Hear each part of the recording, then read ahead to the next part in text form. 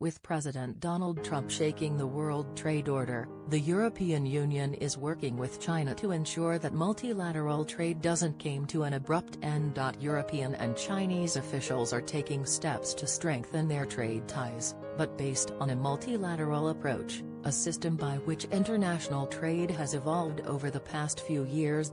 However, making trade accords with multiple countries is something that Trump opposes on the basis that it has had a negative economic impact on the US. I feel really we are making progress.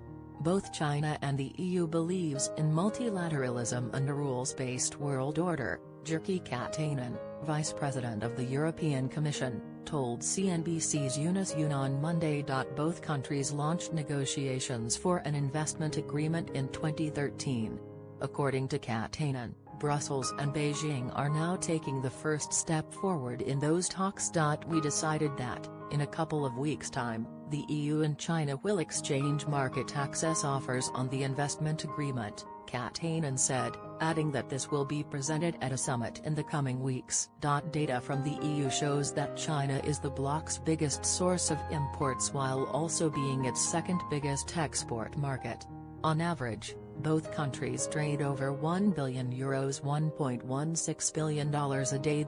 We concentrated on a multilateral trading system for obvious reasons, and we agreed to start reforming the WTO World Trade Organization, Katainen said. The European efforts to get closer to China are part of a wider initiative to ensure that international trade isn't disrupted due to the US administration's new policy direction.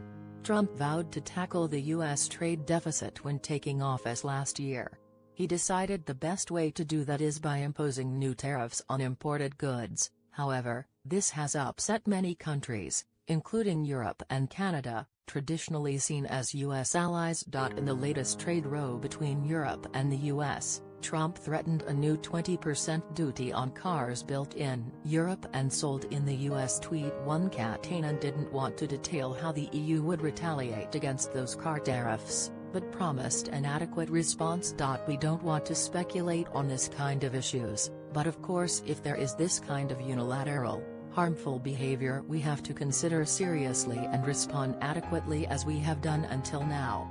So President Trump wanted to raise tariffs on steel and aluminum and we responded equally, he said, adding that this is a bad spiral.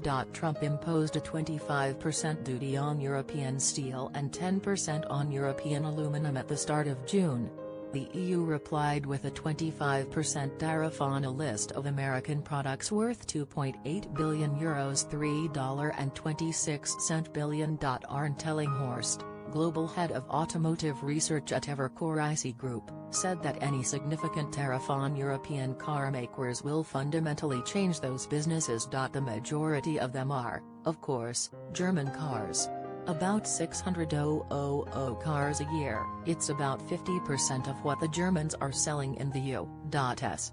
and is coming from European plants, Ellinghorst told CNBC's Squawk Box Europe, adding that the tariffs will also be a problem for other carmakers, like Sweden's Volvo. Let's assume we get 20% tariff on shipments from Europe to the US. That would cost each of the Germans' car brands about €1.5 billion of profit, he said. Although this would not hit a significant part of their profit margins, it would bring further uncertainty to financial markets.